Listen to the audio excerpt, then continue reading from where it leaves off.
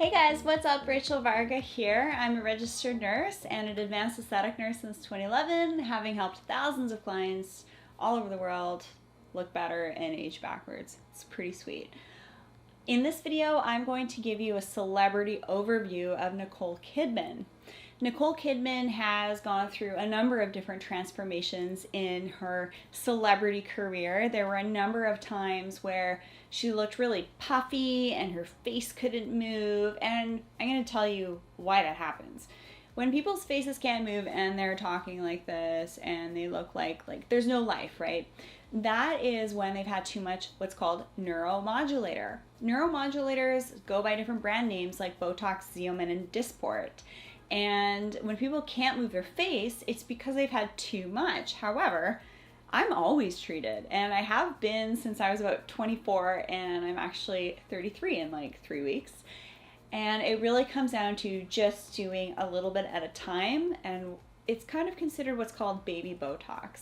So a little bit all over does actually give you the best overall effect in my experience. But when it's done, too much, there's too much Botox, Xeomin, or Dysport, you can't move your face, and it actually, I find, hinders women's beauty when they go and interact with people, because people they have no idea what they're trying to convey. If they're happy, are they sad, are they excited, are they scared, are they terrified, are they alive?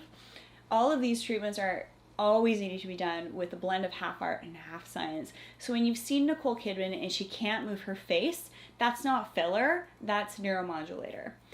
Okay, we're going to talk about filler. When you've seen her and her cheeks are really big, her lips are really plump, and she looks kind of puffy, that's when she's been a little bit over-treated with dermal fillers. Dermal fillers are hyaluronic acid. There's other types of fillers as well that actually even stimulate your body's own ability to make collagen. But the hyaluronic acid fillers are the most commonly used fillers out there.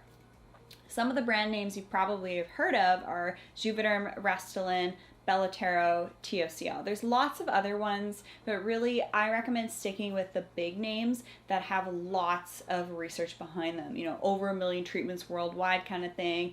I have what's called a bit of a 7-year rule. So if a product hasn't been around that long, I actually won't even use it on clients.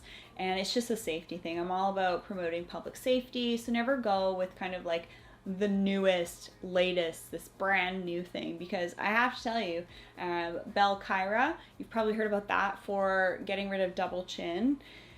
It's actually not the best method out there to get rid of double chin. What's best is to actually do the neuromodulators to tweak your muscles. You can watch one of my videos on Botox, Xeomin, and Dysport to actually shrink the jowls, and then use dermal fillers to actually reform a jaw that's actually recessed back a little bit, because that's what happens when we age. Actually, things kind of recess back, and then we lose the support in our jaw, and then the neck skin hangs. So actually the way to improve floppy, skin or double chin or excess neck skin is a combination approach. It's never just a one-hit wonder. Getting back to dermal fillers, they need to be done appropriately. I've been getting fillers for well over almost 10 years now, but just a little bit at a time. So when you're young, only getting a little bit to kind of mitigate the aging as it's happened. When you're 60 plus, you really do need a little bit more of an overhaul. We need to really get back that foundation into the skin to really support the tissue. So it's not all about just getting a skin tightening laser, things like that. It's actually about supporting the skin from underneath. Long story short, Nicole Kidman, there's been times where she's been a little bit kind of flat and hasn't really been able to express or smile properly. And there have been other times where her face just looks really puffy. In Nicole Kidman's latest show, Big Little Lies, in the first season, I actually thought she was looking pretty good. She probably could tone down on the neuromodulators a little bit so she has a bit more expression.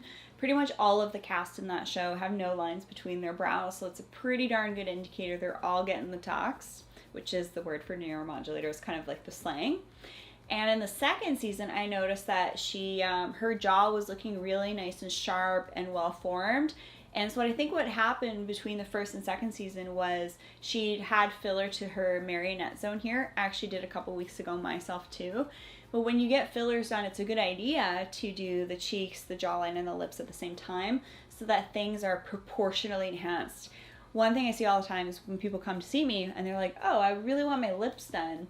But if their jaw is recessed back and we go and make the lips bigger, everything's just going to be really out of proportion. It looks really terrible. And that's how you get that duck lip. So by doing a little bit all over, it helps to enhance the facial features kind of more uniformly and in proportion. So that's what I think she did differently between season 1 and 2, was she kept up with her neuromodulators and had a little bit of dermal filler to her jawline, because she looked a little bigger and fuller here compared to her cheeks. So she didn't, I don't think, had both areas done together. Little pro tip from me to, do a little bit all over to get the best overall effect. You don't need to do a lot, you just need to do a little bit, but it really comes down to the expertise of your injector.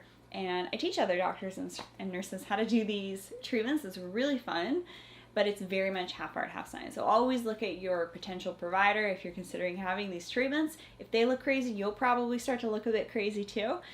I hope you loved this episode. Let me know if you have any questions down below. Keep the conversation going at rachelvarga.ca. We have a sweet blog. I'm on podcast as well. Follow me on social at Rachel Varga Official. Subscribe to this channel. I can't wait to hear from you. Let me know if you have any other celebrity plastic surgery requests. I'd love to hear from you guys. All right, see you in the next episode. Bye.